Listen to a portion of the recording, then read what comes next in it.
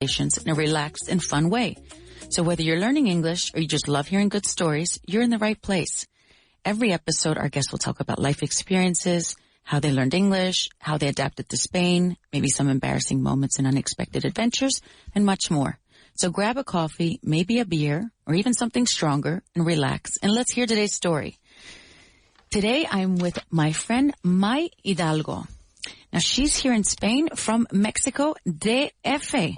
And she's been living here for 14 years. May, thanks so much for coming on today. No, thank you very much for inviting me. I love this place. No, it's great to have you on. And, you know, it's amazing because this show is called Tell Me Your Story. And your business has to do with storytelling. Yes, a lot. So May is one of the founders of We Are Storika. It's an agency that tells the story behind the brands. It makes, you know, the narrative for the business, where brands and people become one, who is behind the brand? What does the brand mean? So May, tell me how you were able to found We Are Storika, and where did the inspiration come from? Well, as you said, all the people and brands have a story, but not everyone has the knowledge of communicating the story behind their dreams, their aspirations. So life always brings me new opportunities, and life brought to me Gus, which is also a friend of yours and a very special person for me. And we love helping people. That's amazing. We love people. We love helping people. And together we get to the conclusion that with Storika, we could help brands and people to tell their own stories. Okay. So you're a communicator. Yeah. Like me. Yeah, since I'm like 1 year old. So I tell people stories, and you tell brand stories. Yeah, that's right. Wow. That's right. And we love it. That's awesome. That's awesome. So where could someone find you, for example, if I have a brand? If you have a brand, well, we're brand new. And you can find us on Instagram. We are Storika. Okay. Okay. And we are also launching our webpage today. Oh, today? Yeah. Oh, wow. Yeah. Perfect timing. Yeah, perfect timing. We are storika.com. Okay. We are storika.com. Okay. So May, you have been here for 14 years. So I've been here for 20 years. Maybe you feel like me, like half Spanish, half from your original country. Yeah. What do you love about living here in Spain?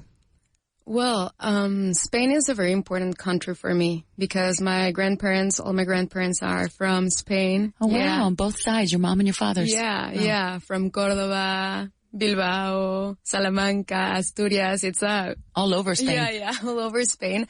So I have a special love for Spain. But an important thing is, even though my grandparents are from Spain, I will never forget the country where I come from. Mexico. That it's Mexico.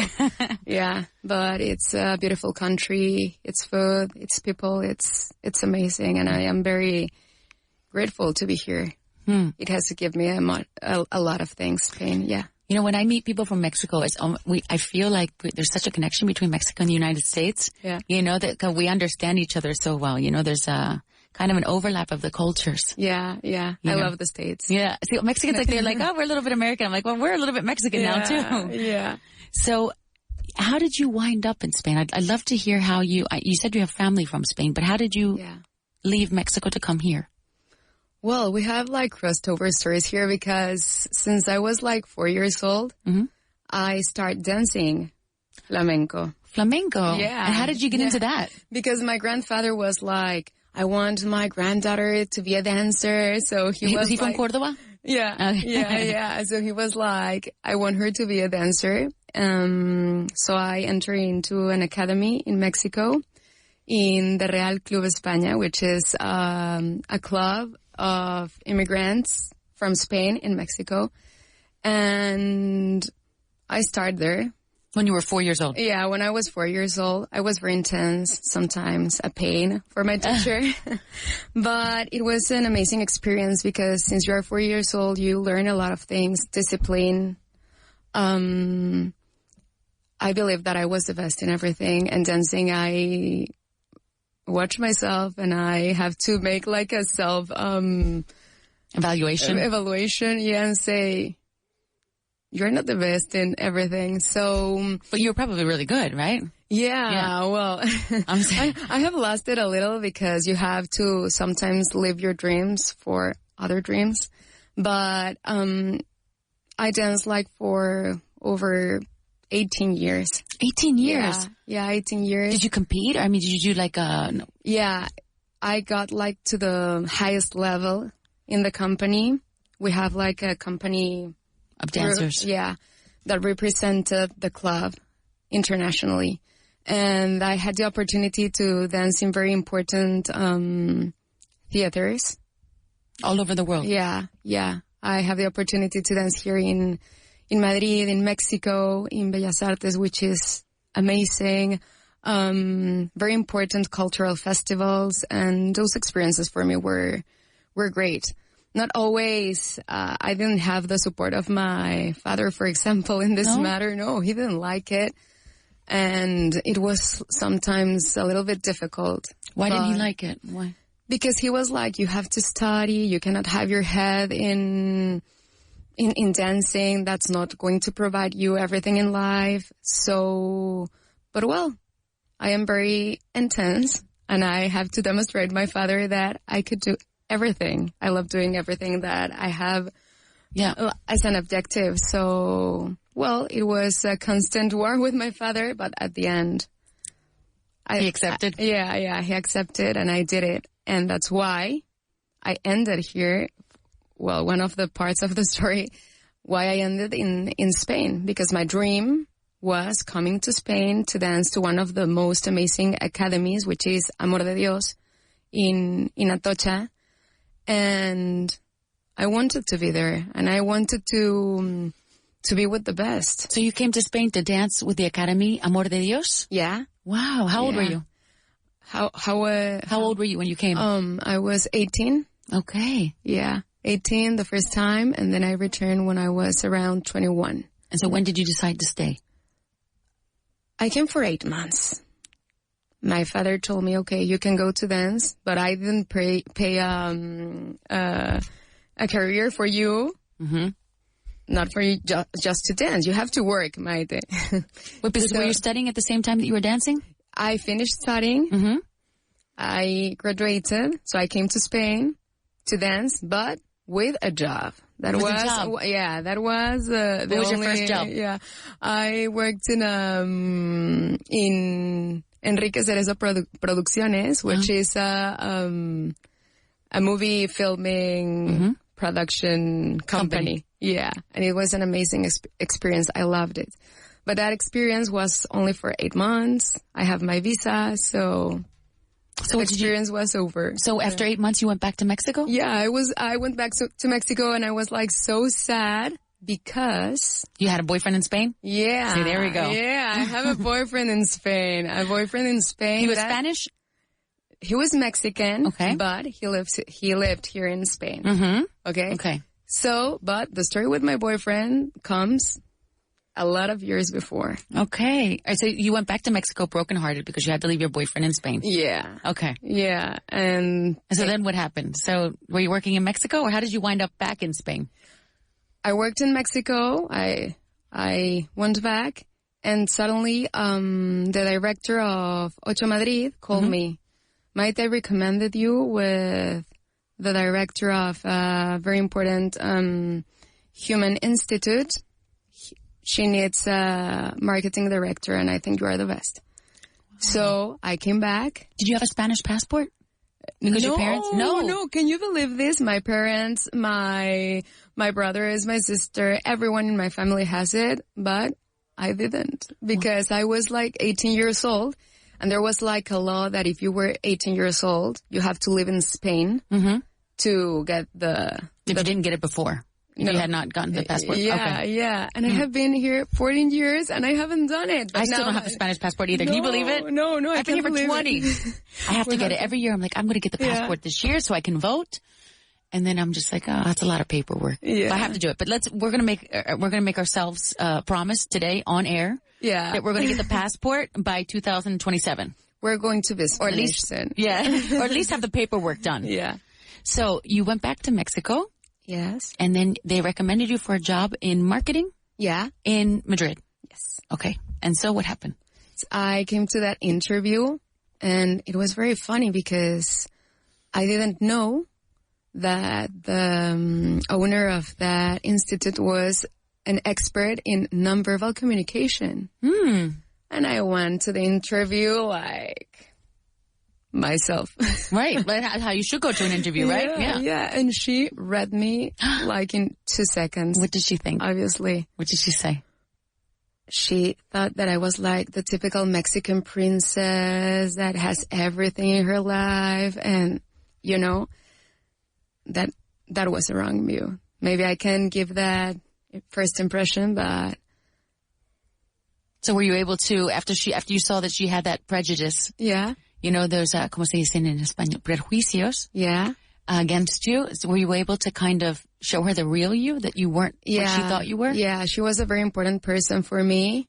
She was a little bit rough, but she made me change a lot of things in my life, and she's now in heaven because of a cancer. But she helped me a lot. She was like a mentor for you. Yeah, a lot. Maybe not in the way I would love it to. She's very famous, and she had helped a lot of people. She's Joaquina Fernandez, if someone wants to look for her on YouTube, because she had helped a lot of people. She helped me, but it was... But how did she help, for example? How did she help people? She made like life coaching. Oh, wow. But she also have like a medical approach, alternative medical approach. She was a very special person. Expert in nonverbal communication. She was capable to, in 3 seconds, see what's behind a person. And that was amazing. And I also had the opportunity to do a master in nonverbal communication. And that was heavy too, because I went with my boyfriend, with my friends, and I was like analyzing everything all the time. And so you see things in people that you say like, whoa. So do you do that now by default? You just do that with you must have those tools now to be able to analyze someone right away. Yeah, I try not to in my personal life. If I'm in an interview or if I want to help someone, I try to use that skills, but not in my personal life. It's one of the rules of nonverbal communication. Oh, really? Yeah. So you started working with Joaquina, her name was? Yeah. Joaquina. And how long were you working with her for? Like for 4 years. Okay. For 4 years, because I got like too tired about the situation because it was heavy. I got married. That we have to talk about my Juan. Oh, we will. Yeah, we definitely will. I got married, and I didn't want that kind of psychological pressure in my life. And I wanted to be a mother. I wanted to spend time with my family. And that's when I say, I want to build my own business. I don't want to work for anyone. Yeah. So that way it gives you the flexibility. Yeah. You know, to make your own schedules. Yes.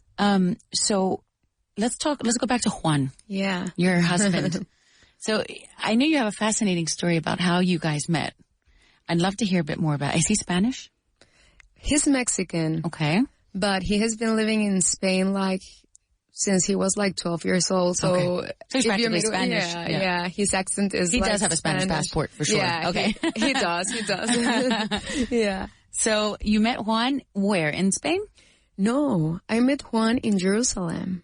Now, how did you meet him in Jerusalem? Well, I finished school, and before going to college, it was like typical or a tradition to go with all your friends to Europe for a trip before entering college. When you were 18, college. right? Yeah. After you finished high school. Yeah. Instituto. After high school? After high school. And my father was like, you are not going to Europe with your friends to get drunk and being partying, and I'm not going to pay for that, Maite. And I was like, okay. And I have my guardian angel. That was my grandfather. I love him so much. El Cordobés. El de Córdoba? From Bilbao. From Bilbao, Vasco. Yeah. And my grandfather told me, well, your father doesn't want you to go to this trip, but the school is organizing a trip to Rome and Jerusalem. So if you want to go, I would love to invite you to that trip. So I went to Rome and then to Jerusalem, and Juan was living there. He was living in Jerusalem? Yeah, in the hotel that we were staying. So he's working at the hotel? The hotel is Centro Notre Dame, Notre Dame Center, and the owners of Notre Dame Center are the Legionaries of Christ. Okay. Well, not the owners, the ones who make the management of the center. My kids go to a school that's Legionarios Yeah, de Cristo, mine too. Really? Yeah. Maybe the same one. Yeah, I think so. Yeah. I think so, yes. And he was working there with Legionaries of Christ in matters of fundraising. So I got into the hotel and I saw this guy that, I don't know. He's not physically special, but he has like some charm. And there was attraction right away. Yeah, by my side. Oh, obviously, really? he didn't turn to see me in any moment. He didn't notice you? No, obviously no. And one day we were walking in the market of Jerusalem, one friend and I, and we got lost. I've been there. It's all these like streets. Yeah. It's like a maze. It's like a labyrinth. Yeah, it's crazy. And I was like, Lou, what are we going to do? And, we start praying, Holy Spirit, help us, and this kind of stuff. And suddenly, Father John and Juan appeared. And I was like, Father, please tell us how we can get back to the hotel because we're lost. And the father told us, let's go to the main church where it's the Santo Sepulcro. Yeah. And because tomorrow you are not going to enjoy it because you are going to be here with a large group. So let's go, the four of us, to make a visit. It's a very small place. And the Father John was like, May, you enter with Juan. And I was like, okay. And I entered with Juan. We got in our knees and he started praying and I was thinking in everything less than in praying. Yeah. I was like watching Juan and seeing how amazing he was. And that moment for me, it's like the moment where I thought, God from heaven was like, this is a match. That was in 2006. 2006. Okay, that was in 2006. And I remember that from the flight from Iberia, I had a napkin and I started writing in the napkin everything that happened to me in Jerusalem. And the name Juan appeared all around the napkin. Juan passed 5 meters away from me. Juan's breakfast was watermelon. Juan, everything about Juan. Do you still have that napkin? Yeah, You I have do? it. Yeah, I do. Oh, wow. I have it. And the journey there finished. I went back to Mexico.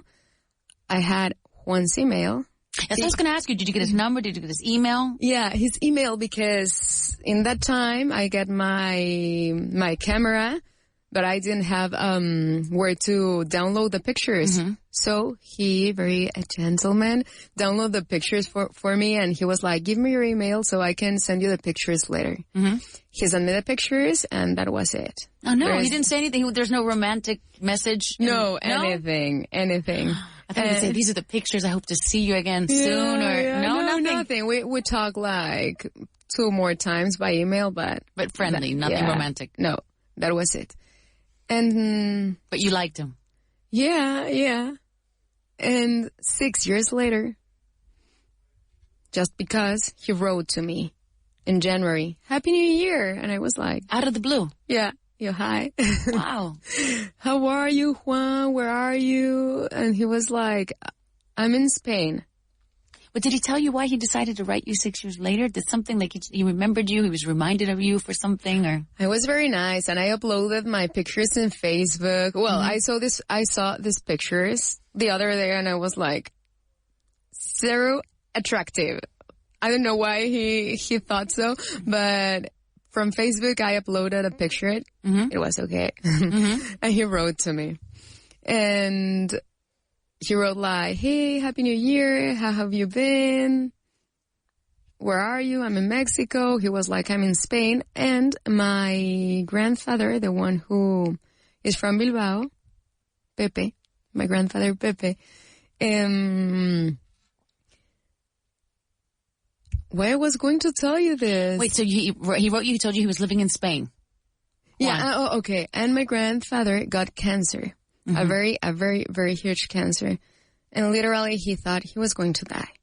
So he said, I want to make a last trip with all my granddaughters and my grandmother. So my sister and all my cousins, we planned a trip to Spain. So when Juan wrote me in January, I told him, hey, I am going to Spain in April. Mm-hmm. Let's see if we catch up. Wow. And from that a moment of let's see if we catch up, you started talking again. Yeah. Right? Yeah. Wow. And we started talking. I remember when I arrived to Madrid, and the day that I arrived, I was staying in a hotel in Colón. And he was like, I want to take you tonight to dinner. And I was like, great. I was getting ready in the room, Mexican ready, because, you know, Mexicans. What's that mean? What is Mexican ready? The smoky eye, red lips, ridiculous. Very dramatic makeup. Yeah. Since I live in Spain, I use like flats all the time, high heels, you know. And he called me to the room. Hey, hello, I'm downstairs. And I was like, whoa, I have been talking with this guy January, February, April, May. Yeah, like for 4 months, yeah. Yeah, for 4 months. I'm super in love with him But I haven't seen him in 6 years. No. My mother was like, May, really? You don't know how he smells. You don't know how he is right now. You don't know anything about him. But we talked a lot. So I was in love with him. And I remember that I was so nervous before going down to the lobby and see him. And I went down. And when I saw him, it was like... love at second sight. Yeah, it was like... if I know him like forever, if I had seen him yesterday, it was like amazing. Amazing. Did he look the same as he looked 6 years before? Yeah. More or less. Yeah. Wow. He was very cute. He was very cute. And I was super nervous. There were like 5 days in Madrid. Then we went to Paris and other cities, other countries. And with your grandfather. Yeah. Mm-hmm. Which he lived for 20 years more before. Really? Yeah. So he went on the trip because he thought he was going to die, and he lived 20 more years. Yeah. Wow. And he didn't die because of cancer. Oh my God. So that's amazing. Yeah. He's my hero. And I returned to Madrid, to the airport, because we were going to go back to Mexico. And Juan went to the airport. He gave me 3 cards. Well, 3 letters. Mm-hmm. Before you go to Mexico, you have to read this. You have to read this during the flight. And you have to read this before the flight. And that was the other story that made me be in Spain. There's 3 letters. Yeah. Well, And we're going to go to a break right now, but when we come back, I'd love to hear about what was in those letters that convinced you to come back to Spain. okay. And stay here and live here. So I'm so excited. I love a good love story. This is beautiful. It sounds like a Netflix movie. Yeah. So stay tuned. You can find us on Spotify, iVoox, and Apple Podcasts. We'll be right back to continue hearing about this beautiful love story with May.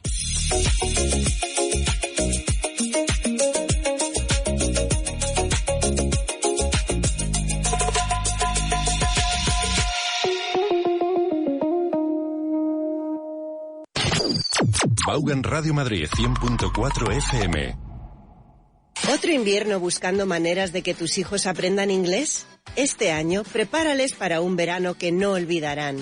En los campamentos Vaughan, tus hijos vivirán una experiencia 100% en inglés, deportes, aventuras y todo mientras aprenden sin darse cuenta. Porque aprender inglés jugando y disfrutando es aprender de verdad. Dale a tus hijos un verano lleno de confianza, amigos y mucho inglés. Vaughan Camps. Learn, laugh and live in English. Plazas limitadas. Apúntales ya. Estas vacaciones mejora tu inglés con los cursos intensivos de Vaughan. Hoy aprenderemos Step by Step. Significa paso a paso. Así es como avanzarás. Nuestras clases son 100% orales, diseñadas para mejorar tu listening y speaking. ¿Sabías que fluency significa hablar con naturalidad? Eso es lo que conseguirás. Visítanos en grupovaughan.com/intensivos. Vaughan Outlet. Hazte con libros y packs coleccionables de autoestudio como Objetivo Inglés, Vaughan Certified Completo, Speak English Now e Inglés en 10 pasos. Ahora con increíbles descuentos. Libros desde €1, novelas con audio desde €3.50, libros infantiles desde €3 y mucho más. Entra en vaughantienda.com, Vaughan Outlet. Aprende más, pagando menos, hasta agotar existencias. ¿Sabías que tener una certificación oficial de inglés abre puertas a nuevas oportunidades? De cara al verano, ¿te gustaría conseguir tu B1, B2 o C1 con Vaughan? Con nuestros cursos de preparación de exámenes del Oxford Test of English, con clases prácticas, simulación de exámenes y profesores expertos, te garantizamos que alcanzarás tu meta. Puedes elegir la duración del programa, Premium o Express, para adaptarlo a tu ritmo. No dejes pasar esta oportunidad de certificar tu inglés con los mejores. Ven a nuestra próxima convocatoria. Además, ahora el examen está incluido. Grupo Vaughan, tu futuro comienza hoy. Entra en grupovaughan.com. Mommy, Daddy, these summer English books are so much fun. ¿Quieres que este verano tus hijos repasen inglés de forma divertida? Tenemos justo lo que necesitas. Llega Summer English. Listen, practice, learn. La nueva colección de cuadernos de Vaughan para niños de primero a sexto de primaria. Con juegos, gramática, vocabulario, audios y actividades online. Todo al más puro estilo Vaughan. Ya disponibles en vaughantienda.com y librerías seleccionadas. Este verano, aprender inglés será su plan favorito. ¿Buscas el impulso definitivo para tu inglés profesional? Con Master Plus de Vaughan lo tienes todo. 5 meses de clases intensivas en grupo con el Executive Master, más 5 meses adicionales de clases individuales one-to-one online, donde tú eliges el horario, el ritmo y el enfoque, gramática, conversación o lo que necesites. Master Plus es flexibilidad real para alcanzar fluidez profesional. Descúbrelo en grupovaughan.com/master. En Vaughan sabemos que el éxito empresarial se nutre del dominio de múltiples idiomas. Por eso, ofrecemos cursos no solo en inglés, sino también en francés, portugués, italiano y alemán, entre otros. Visita grupovaughan.com o llama al 91 108 3488 y comienza a transformar el futuro de tu empresa hoy. Encuentra todos los libros de nuestros presentadores de radio en las tiendas Vaughan o en vaughantienda.com. Escúchanos en cualquier momento y en cualquier lugar. Descarga la app de Vaughan Radio. You are listening to Everyday. Listen to Vaughan Radio. You're listening to Vaughan Radio. Tune in every day. Vaughan Radio.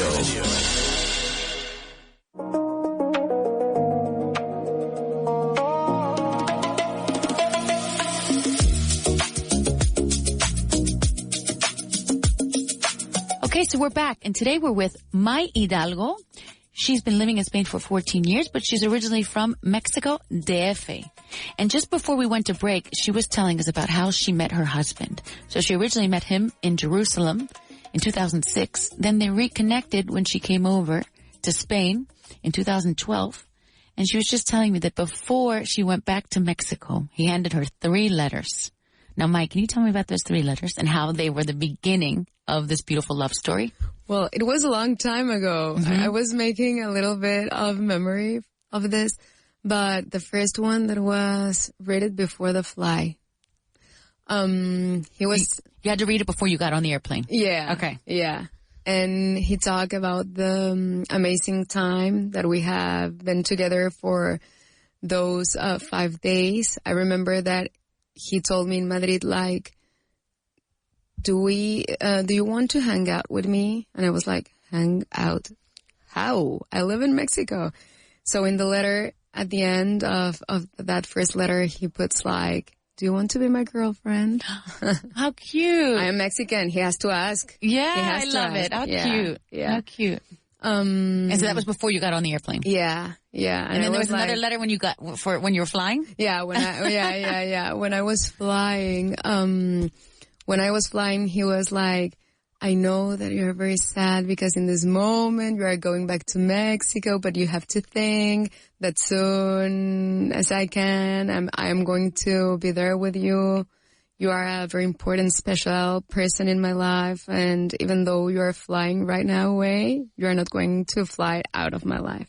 Oh, how cute. Yeah. And did you cry when you read this letter? Maybe. I'm about to cry listening to you. I cry for everything. I cry for everything.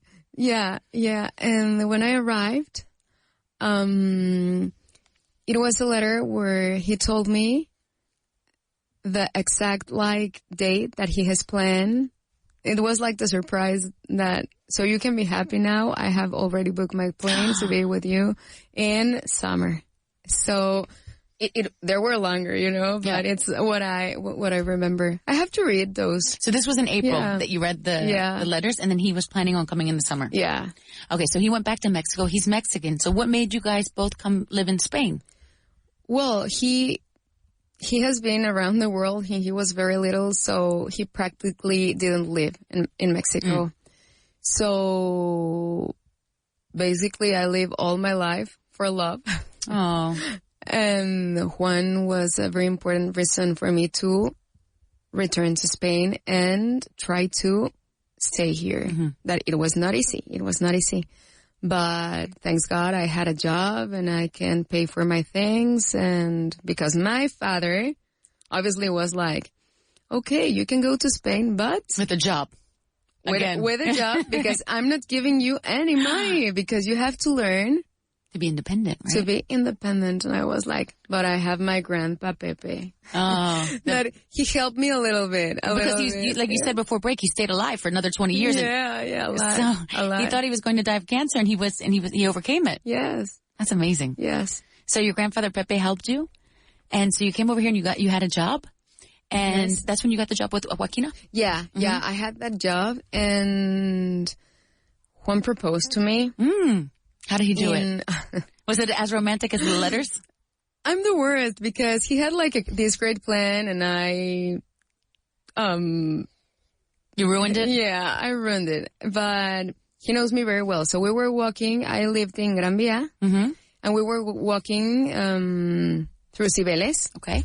And there was this cool rooftop and I was like, I want to go to the rooftop to drink something. And he had prepared the surprise there. Where? There? At the same place? Yeah, in the same place. What a because he was like, if we walk through here and she's a rooftop, she's going to want to go upstairs and drink something. And I was like, I want to go upstairs to drink something. So he knew how your mind worked. Yeah, a lot. And we went to the general place where is everyone. And suddenly he was like, do you want to have dinner here? And I was like, it's like, this restaurant is real expensive. I don't need to. We can go for some tacos, you know? And he was like, no, but it has amazing views.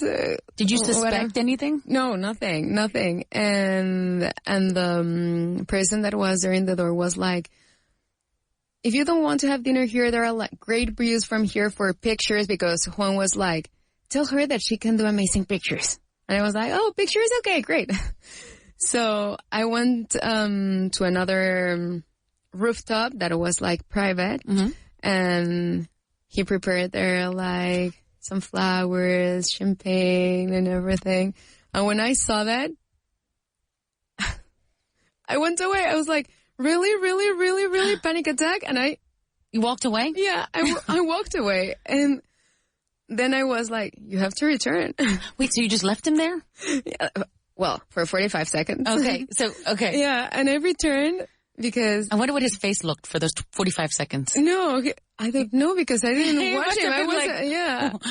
And I entered again, obviously very nervous. He got a 1E. Yeah, I am Mexican. I love it. And you're a very special person for me. I love you. I want you to be the mom of my kids. And do you want to marry me?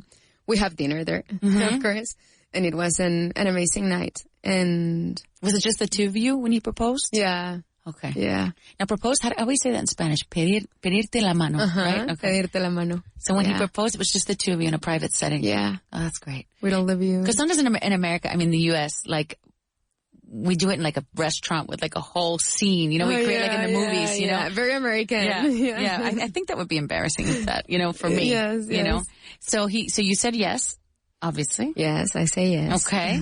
Okay. And then you had dinner. And then where did you get married? In Mexico? Yeah, we got married in all his family is in Mexico, my family is in Mexico, and we got married in Mexico. And did your family love him? Yeah. Well, all my family in the civil wedding were like, good luck. And I was like, why? Oh, it's a typical thing people say. Oh, okay. No, it's not typical, but my family knows that I am very intense. And they were like, Juan, good luck. Like, they're wanting to be funny, you know? Yeah.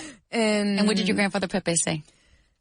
My grandfather Pepe had a stroke. Oh, no. One day before my wedding.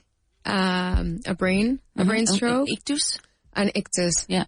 An ictus. And he couldn't be in my wedding. It was like, I'm going to get emotional, but it was one of the hardest things that I had to live because he's like a second father to me.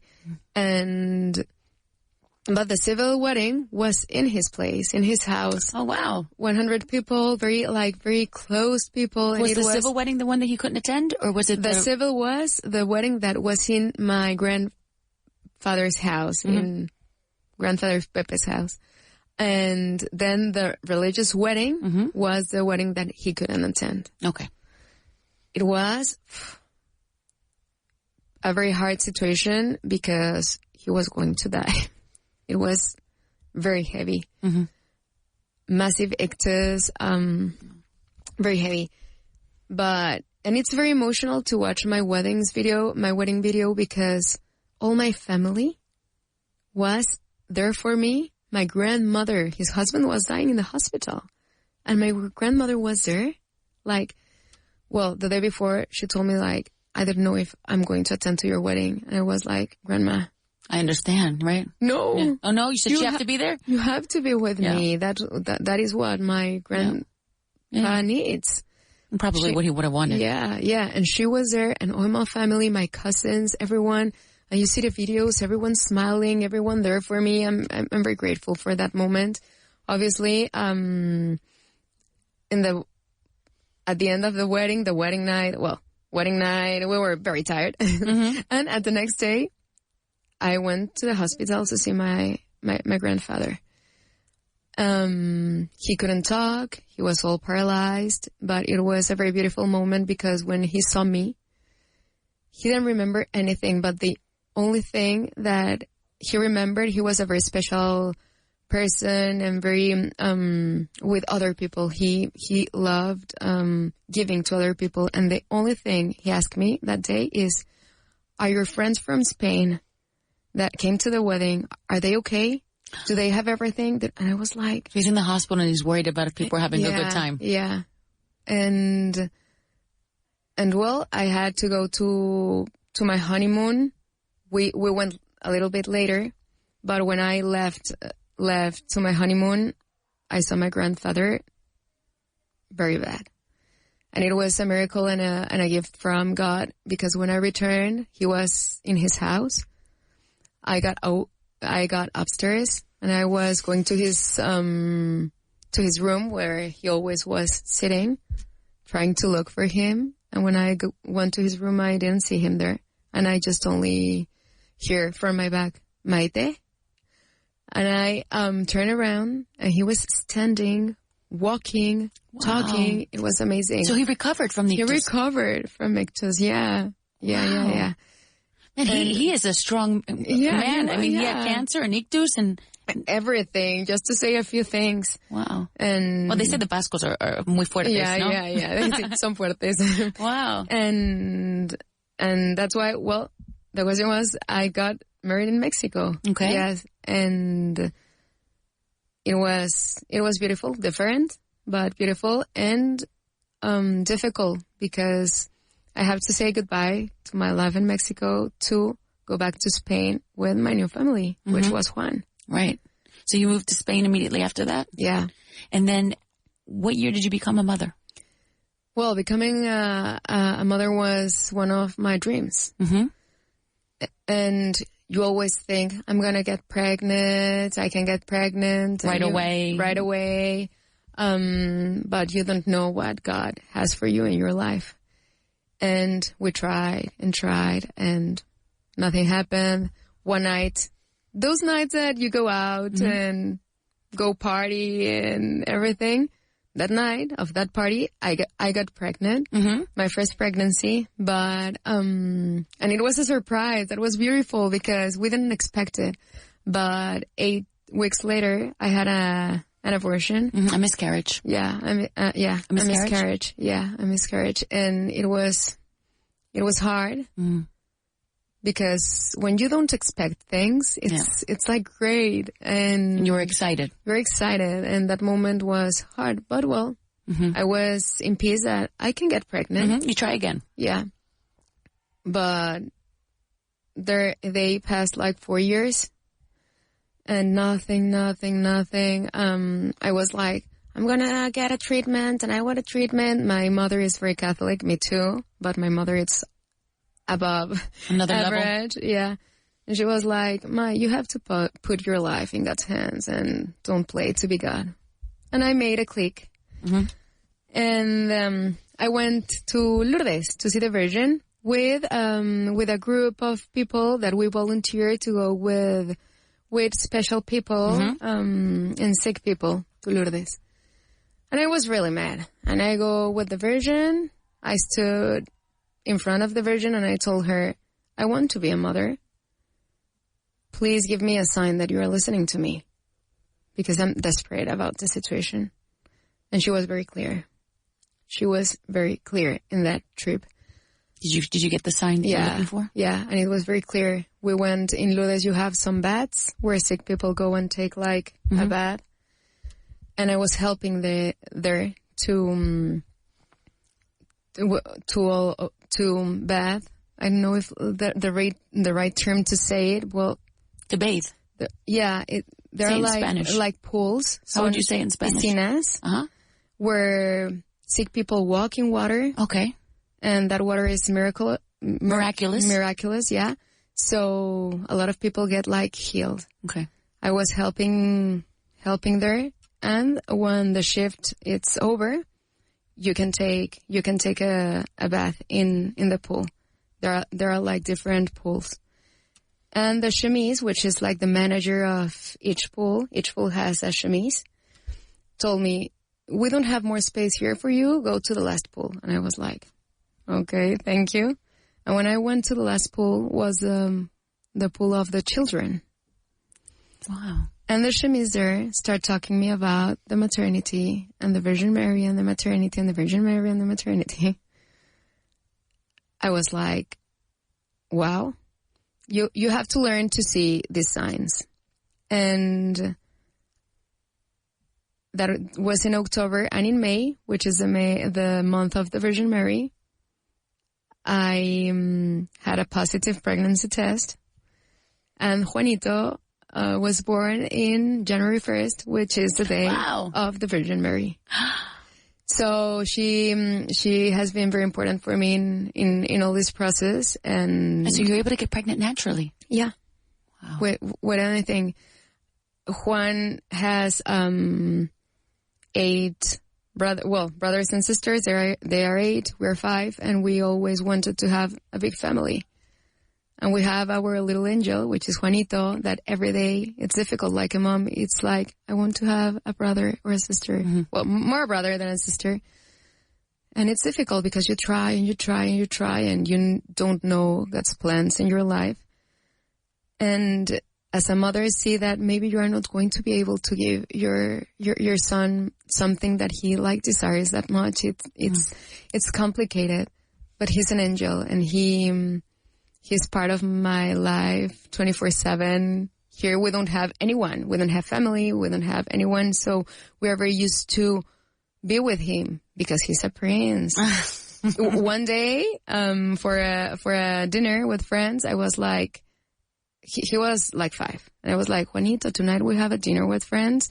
Maybe there is going to come someone to the house to be with you while daddy and mom. A babysitter. Yeah, a babysitter. And he was like, don't I have my parents to take care of me? And I was like, he's 5. He's not used to that, but it's amazing. And Juanito has been part of my life in everything. My clients, in that moment, because do you remember I told you that I say bye-bye to Joaquina because I want my independence. Right.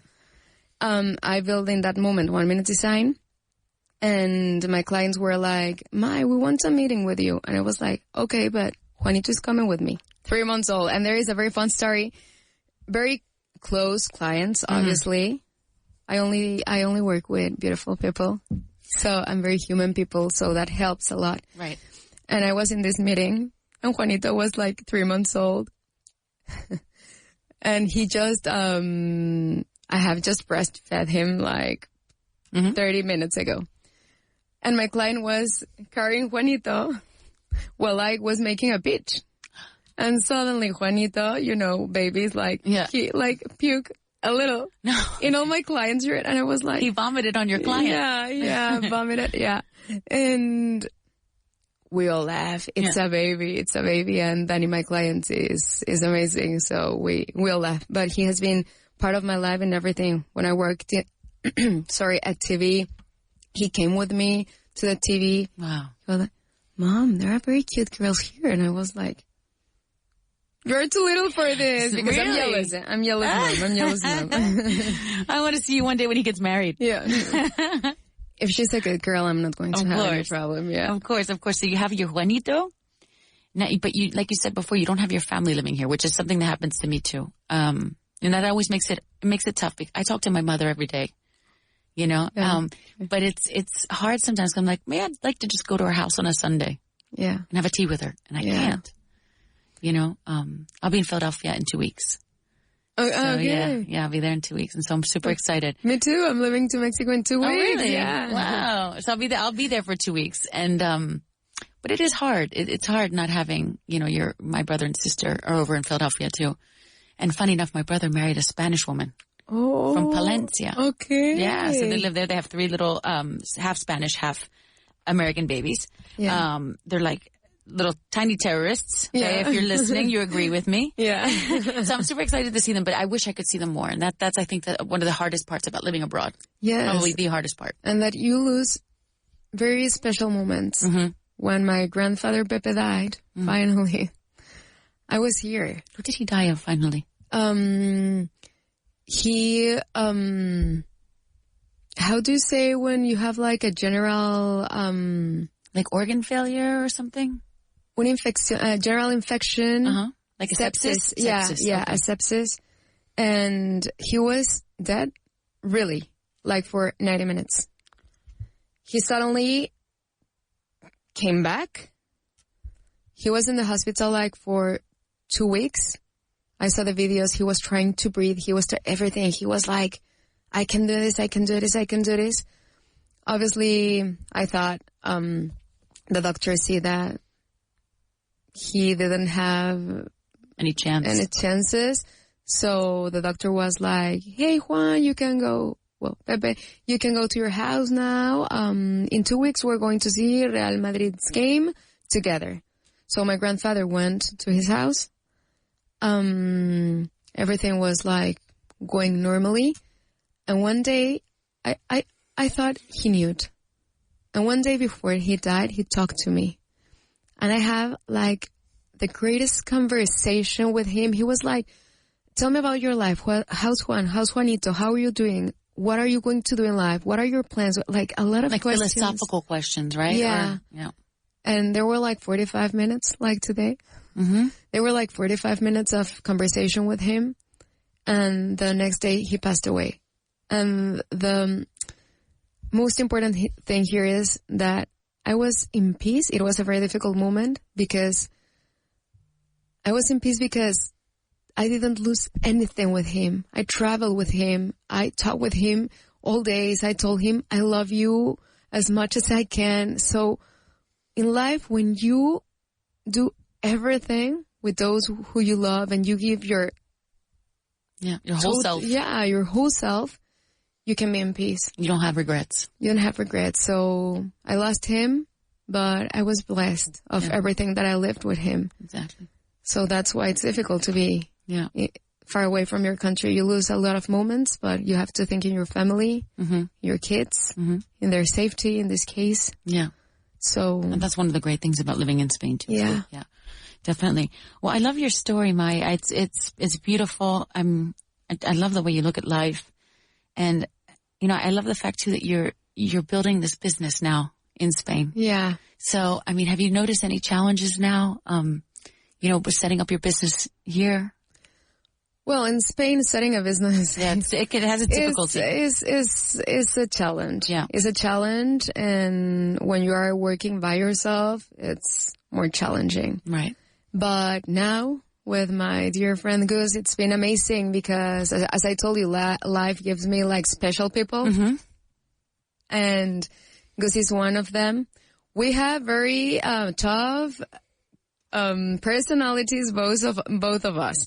But we learned how to respect each other and how to work together. And that's why we build this. We build this business. Gus has a very important networking. Maybe a lot of people that are listening to this know him or not. But Gustavo Denis. Sí. Hugo. Sí. Yeah, Gustavo Denis. And why is this working? Because we respect each other professionally. It's not easy to build a business with anyone. No. And if I can build a business with someone, is a person that has the same respect and the same values and the same vision than me. And Gus is that person. He has a beautiful story. I have my story, and we got together in a moment that we were passing through tough times. And together we were like, you're going to come out on top. We're going to come out on top and tell the people and the brands that they can build and create their stories in huge ways. And that's what we do in Storika. So what would you describe if you had your ideal client right now? Like, what would your client look like for We Are Storika? Who do you cater to? Yeah. We're very boutique. So we don't have like a specific clients. Our target is those clients that have something to say. Something to communicate. Yeah, something to communicate, that they want to be remembered. That's our client. Those clients that want to be remembered through life. Their stories or their brands. And that's what we're looking for. We're looking for stories. So, people that aren't just selling a product, but they have a story behind it, right? A reason for their company. Yeah. So that's beautiful stories. That's amazing, May. Yeah. So so we can find you on Instagram at, what's your Instagram handle? My personal one. Well, or your whichever one you want to promote, where people can find you and talk to you. Yeah. Well, We Are Storika. Storika with STORIKA. We Are Storika. Yeah. On Instagram. Yeah. Amazing. On Instagram. Great. So they can find you there. And now, like you said, your website's launching today. So they can find you at wearestorika.com. Perfect. Yeah. May, thank you so much for coming today. Thank you for sharing your story. And I hope to have you back soon, and we can talk about all of your success that you're having in your new business. Oh, thank you very much, Linda, for remembering me, where I come from. Thanks for sharing your story. Thank you.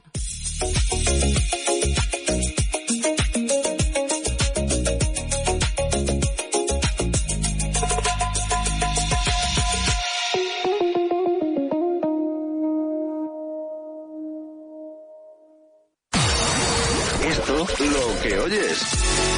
You're listening to the right radio. You're listening to Vaughan Radio. You're listening to Vaughan Radio. Estas vacaciones, haz un viaje para tu inglés. Con los cursos intensivos semanales de Vaughan, mejora tu inglés durante cualquier periodo vacacional. Navidad, Semana Santa, verano, tú decides cuándo. Una semana para mejorar tu fluidez. Gana confianza al hablar. Aprovecha tu tiempo libre al máximo. Y lo mejor es que puedes reservar tu curso desde ya para asegurarte tu plaza en el momento que prefieras. No dejes pasar la oportunidad de avanzar en tu inglés estas vacaciones.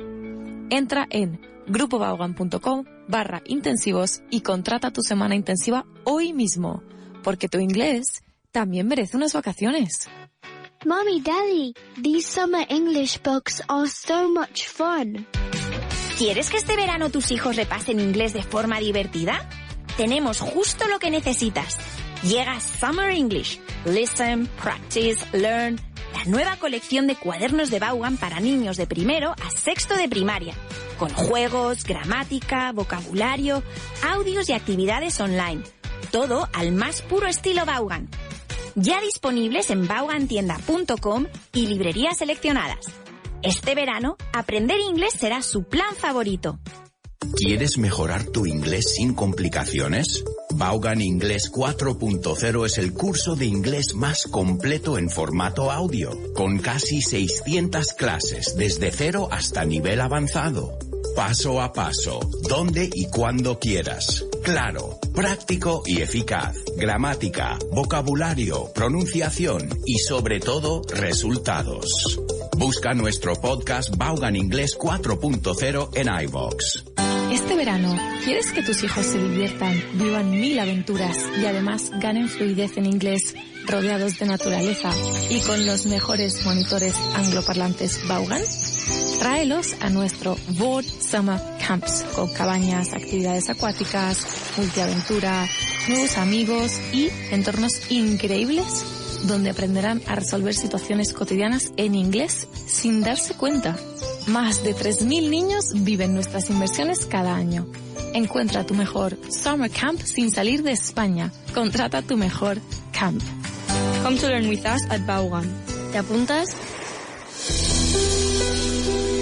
En Vaughan Town hay un antes y un después. El antes es inseguridad, titubeo, fastidio. El después es confianza, convicción y arrojo.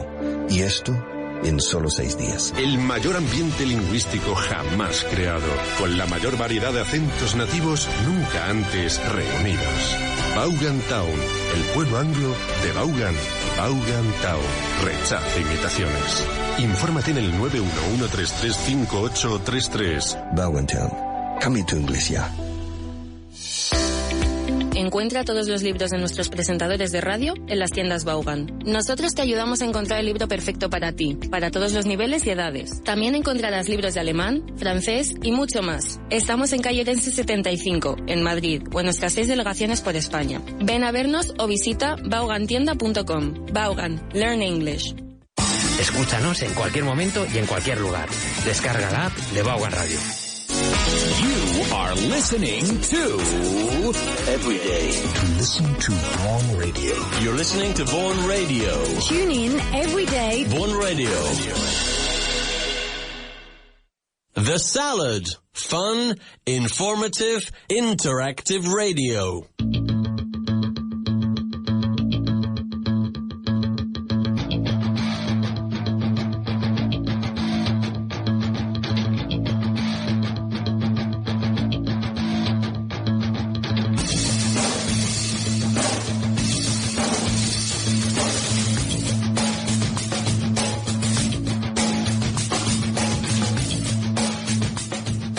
Welcome to the Salad, thanks for listening today. I really have a lot of things that I would like to say. It's a funny, informative radio show, featuring lots of things you really ought to know. So it's time to get on with the show. Yeah, it's time to get on with the show. Yeah, it's time to get on with the show.